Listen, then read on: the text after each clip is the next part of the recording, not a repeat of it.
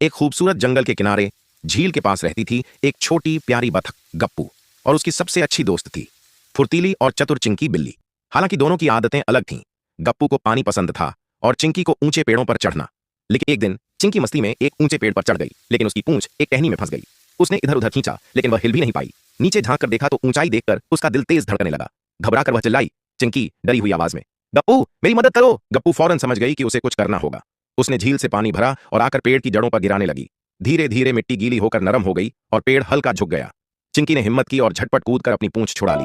उसने राहत की सांस ली और गप्पू को गले लगाते हुए कहा, चिंकी खुश होकर, गप्पू तुमने मेरी जान बचा ली। कुछ दिनों बाद गप्पू झील के किनारे धूप सेंक रही थी, तभी आकाश में एक बड़ा गरुड़ उड़ता दिखाई दिया। वह सीधा गप्पू की ओर झपट पड़ा।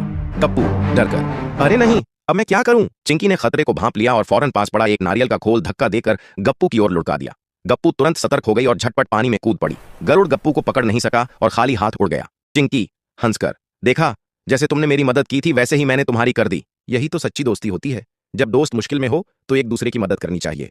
दोनों दोस्त हंस पड़े और फिर से मस्ती करने लगे। अब उनकी दोस्ती और भी मजबूत हो गई थी। तो बच्चों, इस कहानी से हमने क्या सीखा? यही कि दोस्ती सिर्फ मजे करने के लिए नहीं होती, बल्कि जब मुश्किलें आई तब एक दूसरे का सहारा बनना ही सच्ची दोस्ती है।